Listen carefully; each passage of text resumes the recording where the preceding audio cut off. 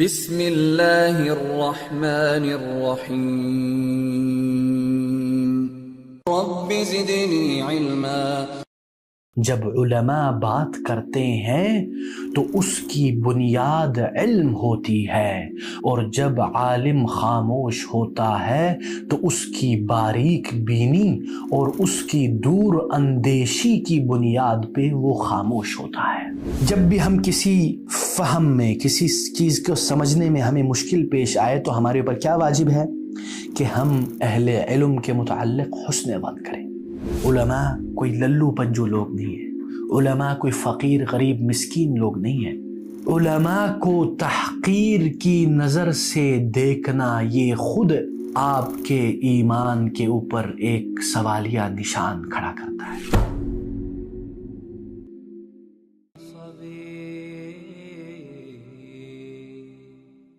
الحمد لله رب العالمين والصلاة والسلام على النبي الأمين المعقد الخامس عشر رد مشكله إلى أهله، فالمعظم للعلم يعول على دهاقنته والجهابذة من أهله لحل مشكلاته۔ جو علم کی تعظیم کرتا ہے وہ اہل علم کی طرف رجوع کرتا ہے جب اس کو کوئی مشکلات پیش آتی ہے۔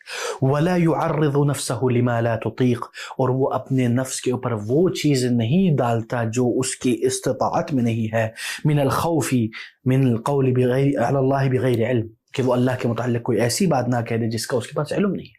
والافتراء على الدین، کہ وہ دین میں کوئی افتراء، دین میں کوئی نئی بات نہ ڈال دے۔ فإن العلماء بعلم تكلموا وببصر نافذ سكتوا۔ اللہ اکبر۔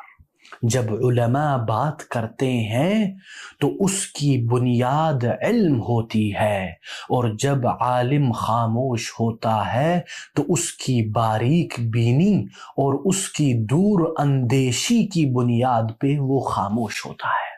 یہ مت سمجھیے گا کہ عالم ایسے ہی بات کرتا ہے یا عالم ایسے ہی خاموش ہو جاتا ہے۔ فَإِن تَكَلَّمُوا فِي مُشْكِلٍ فَتَكَلَّمْ بِكَلَامِهِمْ۔ جب کسی معاملہ جو مشکل ہے، جو پرابلمیٹک ہے، جس میں مسئلہ ہے، جس میں آپ کو سمجھ نہیں آ رہا، تو آپ انہی کی بات کو آگے رکھ دیں اور اپنے آپ کو بچا لیں۔ جب آپ کو کسی مسئلے میں ایک مسئلہ نظر آتا ہے اور کلیئر نہیں ہے معاملہ، تو آپ ایک عالم کا فتویٰ لا کے رکھ دیں۔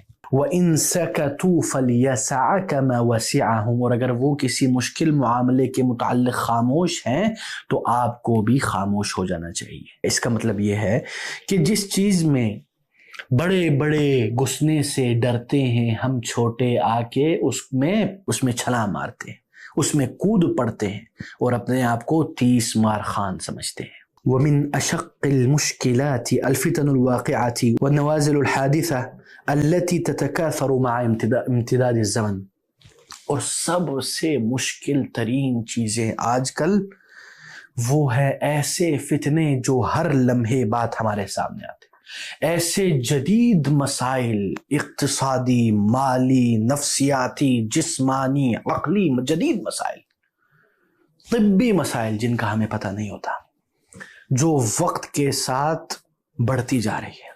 ہم ادھر میٹھی میٹھی باتیں کرنے نہیں آئے، ہم ادھر ہم سب مل کے جنت جانا چاہتے ہیں، تو اس لیے ایسی باتیں سننی چاہیے جو کبھی کبھی ہمارے نفس کو کڑوی لگے۔ اس کے بعد شیخ فرماتے ہیں وَإِذَا اخْتَلَفَتْ أَقْوَالُهُمْ لَزِمَ قَوْلَ أَحَدِهِمْ قَوْلَ جُمْهُورِهِمْ وَسَوَادِهِمْ إِيثَارًا لِلسَّلَامَةِ۔ سلامتی کے لیے اگر بندے کو ان کے اقوال میں اختلاف نظر آئے تو وہ جمہور اکثریت کے قول کو لے لے تاکہ وہ کم از کم بچ جائے، سلامتی کے لیے اپنے آپ کو بچا لے۔ فَالسَّلَامَةُ لَا يَعْدِلُهَا شَيْءٌ، سلامتی کے برابر کچھ بھی نہیں ہے، سلامتی کے عوض کچھ بھی نہیں ہے۔ انسان بچ جائے اس دنیا کے فتنوں سے، یہی بڑی بات ہے۔ اس کے بعد شیخ فرماتے ہیں وما احسن قول ابن عاصم في مرتقى الوصول، ابن عاصم نے مرتقى الوصول میں کہا وواجب في مشکلات الفهم تحسین الظن بأہل العلم۔ اللہ اکبر۔ یعنی جب بھی ہم کسی فہم میں، کسی چیز کو سمجھنے میں ہمیں مشکل پیش آئے تو ہمارے اوپر کیا واجب ہے کہ ہم اہل علم کے متعلق حسن ظن کریں۔ ومن جملة المشکلات رد زلات العلماء، اور انہی مشکلات میں سے جو بڑے بڑے علماء کا کام ہے کہ وہ علماء کی غلطیوں کے اوپر رد کریں. یہ میرے اور آپ کا کام نہیں، یہ علماء کا کام ہے، ان کی ذمہ داری ہے، وہ اللہ کو جواب دہ ہیں، ہماری ذمہ داری نہیں ہے، ابھی تو ہم شروعات میں ہیں. والمقالات الباطلة لأهل البدع والمخالفين فإنما يتكلم فيها العلماء الراسخون. اور یہ جو باطل مقالات ہیں، باطل باتیں ہیں اہل بدعت کے، ان کے اوپر بھی رد کرنا یہ کس کا کام ہے؟ العلماء الراسخون، وہ علماء جنہوں نے اپنا سب سے اونچا مقام بنا دیا، جن کے بارے میں سب کو پتا ہے کہ جب عالم کہا جائے تو اس کو کہا جاتا ہے.